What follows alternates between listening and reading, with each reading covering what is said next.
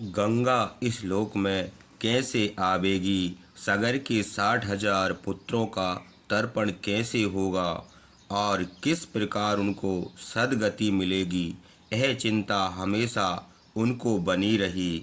महाराज दिलीप के एक परम धार्मिक पुत्र उत्पन्न हुआ जिसका नाम भागीरथ था। महातेजस्वी दिलीप ने 30,000 वर्ष राज्य किया और अनेक यज्ञ किए, किंतु वे सागर के 60,000 पुत्रों के उद्धार का कोई उपाय निश्चित न कर सके और इसी चिंता के कारण रोगी हो गए। अंत में भागीरथ को राज देकर अपने कर्मों का प्रभाव से स्वर्ग लोक को गए। हे रामचंद्र, धर्मात्मा भागीरथ के कोई संतान न थी। उन्होंने अपने मंत्रियों को राज का भार सौंपकर गोकर्ण नामक स्थान में गंगा को लाने के लिए बहुत दिनों तक तपस्या की। वे इंद्रियों का संयम करके कभी तो 1 महीने के बाद भोजन करते, कभी पंचांगनी तापते और कभी ऊर्ध्वबाहु रहते। इस प्रकार 1,000 वर्ष तपस्या करने पर प्रजापति भगवान ब्रह्मा बहुत प्रसन्न हुए। ब्रह्म देवताओं के साथ वहां आए और तपस्या करते हुए महात्मा भागीरथ से बोले, महाराज भगीरथ, मैं तुम्हारी तपस्या से बहुत प्रसन्न हुआ हूँ, तुम मुझसे वर मांगो। भागीरथ ने हाथ जोड़कर कहा, भगवान, यदि आप मुझ पर प्रसन्न हैं और यदि मेरी तपस्या का कुछ फल है तो मुझे यह वर दीजिए कि मैं सागर के 60,000 पुत्रों को जल दे सकूं। जब उनके शरीर की भस्म गंगा की धार से मिल जाएगी तब वे स्वर्ग लोक को जाएंगे। इनके सिवा एक और मेरी प्रार्थना है कि इसलिए आप मुझे एक पुत्र दीजिए।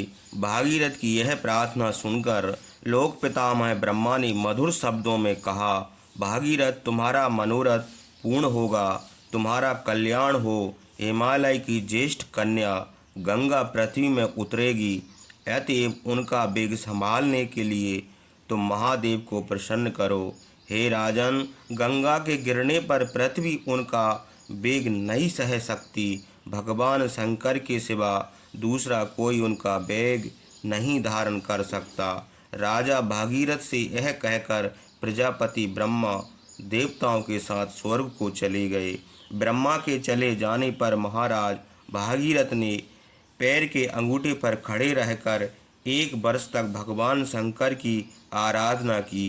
1 वर्ष पूरा होने पर सब लोगों के पूज्य उमापति शंकर ने प्रसन्न होकर कहा, हे पुरुषश्रेष्ठ, तुमसे बहुत प्रसन्न हूँ। मैं तुम्हारा प्रिय करने के लिए अपने सिर पर गंगा को धारण करूँगा। तब हिमालय की कन्या गंगा बहुत बड़ा रूप धारण करके बड़े वेग से शंकर के सिर पर गिरी। गिरते समय उन्होंने सोचा कि मैं शंकर को लेकर पाताल में धंस जाऊंगी। गंगा का यह अभिमान जानकर भगवान शंकर को बड़ा क्रोध आया। उन्होंने अपनी जटाओं में ही उनको छिपा लेने का निश्चय किया। गंगा हिमालय के समान भारी शिव के मस्तक पर गिरी और बहुत उद्योग करने पर भी पृथ्वी पर न आ सकी। वे बहुत वर्षों तक जटाओं में ही घूमती रहीं, किसी तरह बाहर न निकल सकीं। हे रघुनंदन, यह हाल देखकर राजा भागीरथ फिर तपस्या करने लगे। उनकी तपस्या से प्रसन्न होकर भगवान शंकर ने गंगा को अपनी जटाओं से निकालकर बिंदु सरोवर में छोड़ दिया। उनके छोड़ने पर गंगा की 7 धाराएं हो गईं। हृदयनी, पावना और नलिनी नाम की 3 धाराएं पूर्व की ओर बहीं। सुछु, सीता और सिंधु नाम की 3 धाराएं पश्चिम की ओर गईं। 7वीं धारा राजा भागीरथ के साथ चली। महाराज भागीरथ दिव्य रथ पर सवार होकर आगे आगे चले और गंगा की धारा उनके पीछे चली। इस प्रकार गंगा पहले तो भगवान शंकर की जटाओं में गिरी और वहां से निकलकर पृथ्वी पर आई। उनकी धारा घोर शब्द करती हुई चली। धारा में उछलते हुए मछली, कछुए आदि जलजीवों से पृथ्वी शोभित हो गई। देवऋषि, गंधर्व, यक्ष और सिद्धगण यह दृश्य देखने लगे देवता नगारा कार विमान हाथियों और घोड़ों पर सवार होकर गंगा की धारा देखने को आए। आकाश से गंगा का उतरना इस लोक में अद्भुत काम था। आकाश में महातेजस्वी देवताओं के आने से और उनके आभूषणों के तेज से बिना बादल का आकाश मंडल शोभित हो गया। यह तेज इतना फैला कि सैकड़ों सूर्य का सा तेज जान पड़ने लगा। चंचल स्वभाव साफ बड़ी बड़ी मछली धारा में उछलने लगे। मटमैले रंग का फैना इधर उधर देख पड़ने लगा। ऐसा मालूम हुआ मानो आकाश में शरद ऋतु के बादल और हंसों के झुंड शोभित हो रहे हैं। गंगा का प्रवाह कहीं तो बड़े वेग से, कहीं टेढ़ा, कहीं बड़े फैलाव से, कहीं नीचा, कहीं ऊंचा और कहीं धीरे धीरे टकराता हुआ बहने लगा। किसी स्थान पर जल का प्रभाव ऊंचे चढ़कर नीचे गिरने लगा। भगवान शंकर के सिर से गिरा हुआ सब पापों को नाश करने वाला गंगा का निर्मल प्रवाह पृथ्वी पर शोभित होने लगा। गंधर्व देवऋषि और पृथ्वी के निवासी महादेव की जटाओं से गिरे हुए उस पवित्र जल का स्पर्श करने लगे। साप के कारण जो लोग आकाश से पृथ्वी पर गिरे थे वे उस पवित्र जल में स्नान करके निष्पाप होकर फिर आकाश मार्ग में अपने लोकों को चले गए। गंगा का दर्शन और उनके जल में स्नान करके सब लोग प्रसन्न हुए और निष्पाप हो गए। दिव्य रथ पर सवार महाराज भागीरथ आगे आगे जा रहे थे और गंगा उनके पीछे पीछे जा रही थी। उनके पीछे देवता, दानव, राक्षस, गंधर्व, यक्ष, किन्नर, अप्सराएं, सर्प और जलचर जीव जा रहे थे।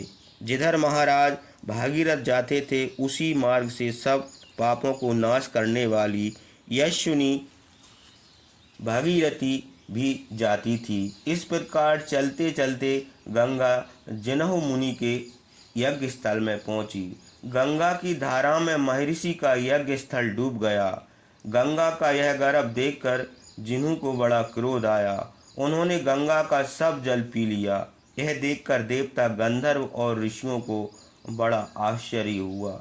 ऋषि ने जिन्हु मुनि की स्तुति करके उनसे कहा कि गंगा आपकी कन्या कहाँ आवेगी, आप इन्हें छोड़ दीजिए। महातेजस्वी जिन्हु ने प्रसन्न होकर अपने कानों के रास्ते गंगा को निकाल दिया। उसी समय से गंगा जिन्हु की कन्या जहाँ भी कहलाई। उसके बाद वे फिर भागीरथ के पीछे चलकर समुद्र में जा मिली और वहाँ से भागीरथ का कार्य सिद्ध करने के लिए रसातल को चली गईं। राजा भागीरथ सागर के 60,000 पुत्रों का उद्धार करने के लिए बड़े यत्न से गंगा को उस स्थान पर ले गए जहाँ वे भस्म हुए थे। अपने पूर्वजों के शरीर की भस्म देखकर महाराज भागीरथ बड़े दुखित हुए। हे रघुनंदन, गंगा के प्रवाह से उस भस्म को डूब जाते ही सागर के 60,000 पुत्र निष्पाप होकर स्वर्गलोक को चले गए। हे रामचंद्र, रसातल में गंगा की धारा पहुँचने पर और उसमें भस्म राशि की डूब जाने पर लोक पितामह ब्रह्मा ने भागीरथ से कहा, महाराज, तुमने अपने पूर्व पुरुषों का उद्धार कर दिया। अब वे देवताओं की तरह देवलोक को चले गए। जब तक समुद्र में जल रहेगा तब तक सागर के 60,000 पुत्र देवताओं की तरह स्वर्गलोक में निवास करेंगे। गंगा तुम्हारी ज्येष्ठ कन्या होगी और तुम्हारे नाम से भागीरथी नाम से प्रसिद्ध रहेगी। इनका दूसरा नाम त्रिपतगा होगा क्योंकि यह तीनों लोकों में बहती है। हे राजन, अब तुम अपने पूर्वजों का तर्पण करके अपनी प्रतिज्ञा पूरी करो। धर्मात्माओं में श्रेष्ठ महायशस्वी सागर इच्छा करने पर भी अपना मनोरथ सिद्ध नहीं कर सके थे। उसको अपने महातेजस्वी अंशुमान ने गंगा को लाने की भी प्रतिज्ञा की थी, किंतु वे भी कृतकार्य नहीं हुए। तुम्हारे पिता महर्षि तुल्य तेजस्वी हमारे समान तपस्वी राजश्री दिलीप ने भी गंगा को लाने का उद्योग किया था, किंतु वे भी अपना मनोरथ सफल ना कर सके। हे पुरुष श्रेष्ठ, वह प्रतिज्ञा तुमने पूरी की है। तुमने संसार में बड़ा कीर्ति को प्राप्त की है। हे शत्रुनाशन, तुमने पृथ्वी पर गंगा को लाकर बड़ा धर्म प्राप्त किया है। अब तुम सदा स्नान करने योग्य गंगा के पवित्र जल में स्नान करके पवित्र हो जाओ और दिव्य फल प्राप्त करो। तुम अपने पूर्वजों का तर्पण करो, तुम्हारा कल्याण हो। अब मैं अपने स्थान को जाता हूँ। यह कहकर लोक पितामह भगवान ब्रह्म अपने लोक को चले गए। उसके बाद महाराज भागीरथ ने अपने पूर्वजों की विधि पूर्वक तर्पण किया। फिर वे अपनी राजधानी को गए और बड़े सुख से राज करने लगे। राजा भगीरथ को देखकर उनकी प्रजा बड़ी प्रसन्न हुई। प्रजा को भी सब शोक नष्ट हो गए। हे रामचंद्र, मैंने विस्तार के साथ गंगा का वृतांत तुमसे कहा। तुम्हारा कल्याण हो। अब संध्या हो गई है, उठो और संध्या उपासना करो। जो मनुष्य ब्राह्मण, क्षत्रिय या अन्य किसी जाति के मनुष्य को यश, आयु, पुत्र और स्वर्ग देने वाली यह कथा सुनावेगा, उस पर पितर और देवता प्रसन्न होंगे। जो मनुष्य यह कथा सुनेगा वह पापों से मुक्त होकर दीर्घजीवी होगा।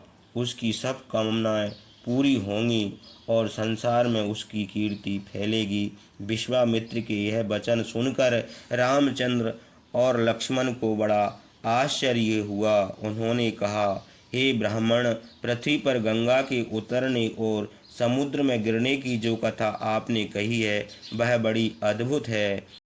पौराणिक कथाओं में सुनने को मिलता है प्रभु श्री रामचंद्र जी ने अपने पितरों का तर्पण माँ गंगा में किया था। माँ गंगा में स्नान करने से मनुष्यों के पापों का नाश होता है और जो मनुष्य माँ गंगा में अपने पितरों का तर्पण करता है वे मोक्ष को प्राप्त होते हैं। माँ गंगा का जल पवित्र माना जाता है, जिसके जल से सभी प्रकार के रोगों और दुखों का नाश होता है। दोस्तों, अगर वीडियो अच्छी लगी हो तो कमेंट में हर हर गंगे लिखें और वीडियो को लाइक और चैनल को सब्सक्राइब करें। हर हर महादेव। हर हर